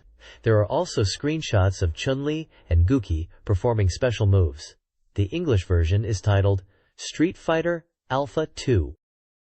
This page features game tips and tricks, starting with the Super Ultra Technique segment. First up is Midori no Makibao, Long Distance Race Winning Strategy, which gives tips on winning long-distance races, recommending holding the D-Pad up after the start and waiting 20 seconds to build up a lead. Next, there's a section on getting hidden lures in Super Black Bass Pocket, detailing how to find secret lures in different stages by casting at specific locations. These include a frog-shaped lure, jig and grub lure, a crawl lure, and a Game Boy Pocket lure. The page also covers Tetris Plus, explaining how to unlock stage select mode by pausing the puzzle mode, pressing B, changing the displayed number with A, and then playing the selected stage. Finally, there's a section on Detective Conan, showing how to unlock all minigames by entering the password MGTest. The minigames available include Catch the Toro, Taiken Skater, Main Obake, Kabayoshi Puzzle, and Shinichi's Lifting. This Famimaga 64 page offers tips and tricks for various Nintendo 64 and Game Boy games. Reader feedback includes discussions on female cover models, genre diversity, and 64DD/RumblePake information. Specifics include unlocking a CBO win in Mario Kart 64, defeating Invisible Bowser in Super Mario 64, transforming party members in Dragon Quest II Eyes, and recovering condition in Midori no Makibao. Other tips involve discovering hidden locations in Super Black Bass Pocket and changing music in Momotaro Dentetsu Happy. This page is all about ultra techniques for Super Famicom games. It offers tips for a few different games. First, for an unspecified game, there's a trick to make the main character disappear from the map screen by using a specific button combination after performing a charged shot. Next, in Mirandra, you can talk to your companions. The tip explains how to position your character and press the A button to trigger dialogue. In Sugoroku Ginga Senki, it's possible to stop character shuffling during battle mode by pressing L or R at the right moment. There's also a tip about a mysterious character appearing in Kwampa SFC if you clear a stage when the timer hits 0. Finally, in Momotaro Dentetsu Happy, you can change a character's starting role by pressing L or R during name entry. The page also features a section where readers can submit their own ultra techniques, with prizes awarded for the best submissions, including Famimaga 64 memorabilia and book vouchers. Also on the page is an advert for how to submit your tips via fax, with contact information. The next page is an advert for the Satellaview system, focusing on the upcoming broadcast of BS Zelda no Densetsu, BS, The Legend of Zelda. The advert highlights that the Satellaview programs will be renewed in April, with BS Zelda no Densetsu as the first sound-linked game based on the Super Famicom version. It notes that this game features voice acting and is scheduled for broadcast in April, offering unique elements not found in the original game. The game involves collecting stone tablets in dungeons to rescue Princess Zelda. Players compete for ranking based on the number of times they are defeated. The final battle is against the last boss in the 4th episode. The broadcast time is from 7:30 p.m. to 8 p.m., one episode per week. The page shows screenshots of the game, including a giant boss guarding a stone tablet. Tips suggest searching for the boss's weak point, as it is impossible to defeat it as it is. Also featured is Dr. Mario BS version, a popular game with 2-player versus mode. Players can participate in high-score events, the broadcast schedule for Super Famicom games from March 23rd to March 29th, including Zelda no Densetsu, Sonic Blastman, Darius Force, and Camel Tree, amongst others. This page is a Satellaview station feature, focusing on BS Zelda no Densetsu, BS The Legend of Zelda. The game has events that occur based on elapsed time. The dungeons are different from the Super Famicom version, with new gimmicks and elements. The original item is the stone tablet, which the player must collect to rescue Princess Zelda. A gameplay tip says to search dungeons thoroughly, as the stone tablet is hidden. The page shows images of the character Zola, who emerges from the water when it rains, and the bomber spell, which eliminates enemies. It suggests looking behind waterfalls, and shows a world map, the blue tunic, Pegasus boots, and the bow. The broadcast schedule for Super Famicom games from April 6th to April 26th is shown, including the likes of Space Invaders, Soul Blazer, Super Pinball, Drive. Mario BS version, BS Tante Club Yuki ni Kieta Kako, BS Detective Club The Vanishing Past in the Snow, and Super Final Match Tennis. It also highlights the BS Zelda no Densetsu episodes, with release dates and times, including BS Zelda no Densetsu Inishi no Sekiban, BS The Legend of Zelda Ancient Stone Tablets, Episodes 1, 2, 3, and 4. The next page is a reader submissions section titled Famimaga 64 Readers Page.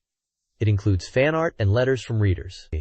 It features fan art of characters from games like Final Fantasy VI, Tina and Mash, and Iria, and sketches based on other games, including Panel Depon. Readers share their thoughts on games, the challenges they face, and their enthusiasm for the hobby. One reader expresses frustration at being judged for being a female gamer, with another person suggesting that this behavior is best ignored. There is discussion about the community events for fan-made manga and video games, known as Comiket. A reader expresses excitement over the anime adaptation of Pokemon, and what the voice of Pikachu will sound like. The page mentions the voice actress of Pikachu is Ikue Otani. The page also refers to series like Violent Teeter-Totter, Super Albatross, Ocean River Seaback, and Raging 10 Dogs. This page features reader-submitted fan art and comments, centered on the theme of music in video games and character designs. There's fan art of games, Seiken Densetsu, 3 Trials of Mana, Dragon Quest VI, and Chrono Trigger, amongst others. Readers write in with their thoughts on favorite game soundtracks and character designs. One reader highlights the music from Dragon Slayer IV on the FC Famicom. They ask about the balance of the game and who actually cleared it. One reader mentions wanting nuclear fusion from Seiken Densetsu 3 in sheet music. The page also discusses the difficulties of writing comments in English due to space constraints, and it asks readers for feedback on horizontal text formats. The page concludes with a note about color versus black and white submissions, and the editor states they will keep using color when possible. The next page includes the results of a character popularity poll. This has reader-submitted content and highlights reader thoughts on their favorite characters. There's a section titled Co-Maniatic, where readers share relatable and humorous game-related experiences. The page features artwork of characters like the hero from Dragon Quest and various characters from Fire Emblem. Readers submit their thoughts on characters like Charlotte from Seiken Densetsu 3, and there are many fan art submissions, including some for the game character Mint and other popular characters. They also share experiences like getting the rocket punch in a game and their thoughts on the Yashua character. The page concludes with fan art and comments related to various games and characters. There is a section called This Month's Sabuton, highlighting reader submissions and fan art, alongside humorous moments in games. The games mentioned are Mario, Fire Emblem, Tales of Phantasia, Seiken Densetsu 3, Trials of Mana, Romancing Saga, Breath of Fire 2, Emerald Dragon, Star Ocean, Dragon Quest, Magical Drop, and many more. This page features readers' submissions and drawings centered around the theme of spring. The page opens with a reader art gallery on the theme of spring, including Chocobo and Moogle from Final Fantasy, drawings of anime girls in spring colors, and drawings of characters like Popoi from Secret of Mana. The page also has readers' thoughts about spring, such as the sound of spring footsteps. There is also a section called My Favorite Game, featuring the Famicom Tante Club game, and a reader's memories of the game. There are games mentioned such as Goemon and Oil Panic.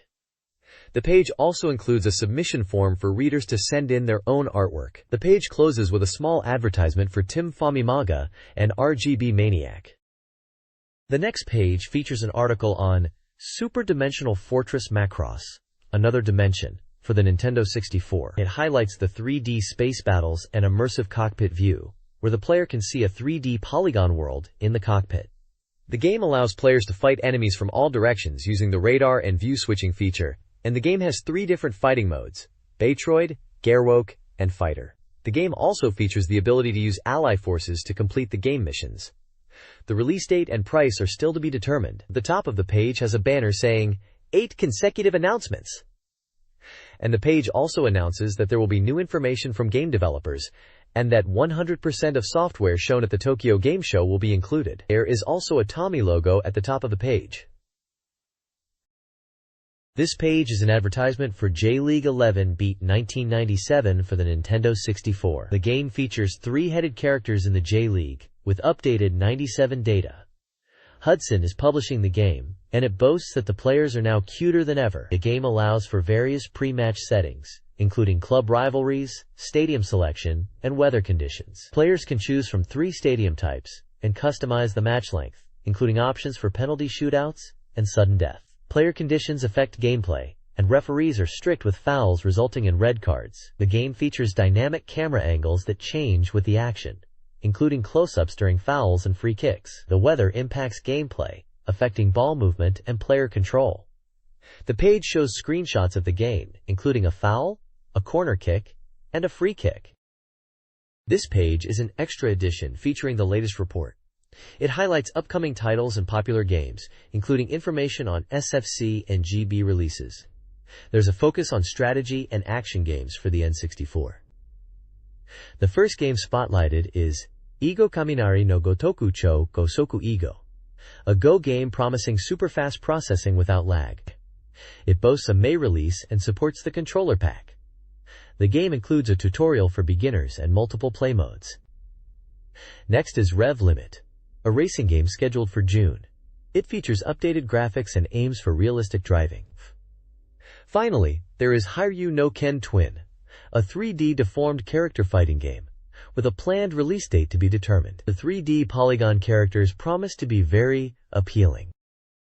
The next page features more upcoming games.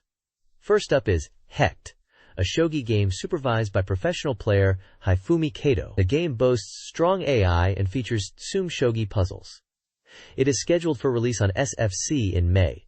Screenshots show gameplay and interface elements. Next is iTango Target 1000, a Game Boy title aimed at helping students memorize English vocabulary. It is scheduled for release in March, and a special edition with picture cards and English drills will also be available. Finally, there is Super Black Bass Pocket 2 for Game Boy. It allows 2 players to compete using a communication cable, and features enhanced graphics, 13 color support, internal backups, and fishing gameplay. It is scheduled for release in June. The page also includes test results and some game-related text, such as a table of shogi moves, the option to set computer-side tactics, and some bass fishing gameplay screenshots. This page is an advert for the Tokyo Game Show 97 Spring event. The event, focusing on Nintendo 64 software, but also featuring PlayStation and Sega Saturn games, is scheduled for April 5th and 6th at Tokyo Big Sight. Attendees can play upcoming games, buy exclusive merchandise, and participate in tournaments, including the Cosplay 1000 Parade. Shigeru Miyamoto and Sega's Yu Suzuki are scheduled to appear on stage. The event will run from 10 o'clock to 1700 each day.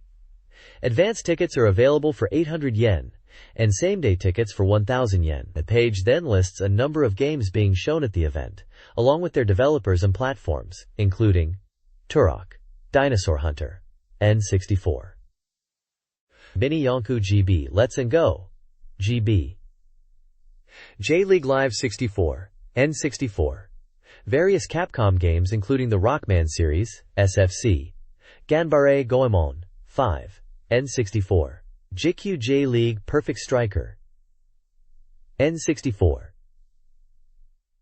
JQ Powerful Pro Yakyu 4, Morita Shogi 64, N64, Arkanoid, Do It Again, SFC, Net2, The King of Fighters, 96 GB, Another Dimension, SFC, Mission, Impossible, N64.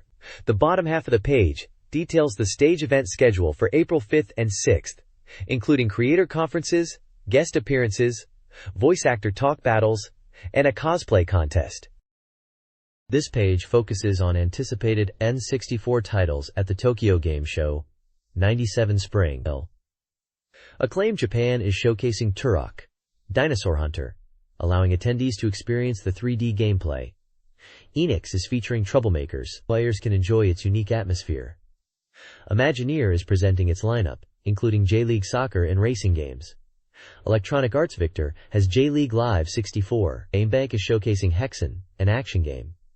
Konami is featuring JQ J-League Perfect Striker, Ganbare Goemon 5, and other games. Seta is showcasing Ikarudochi Chusoku Ego and Wild Choppers, and has plans for Morita Shogi 64.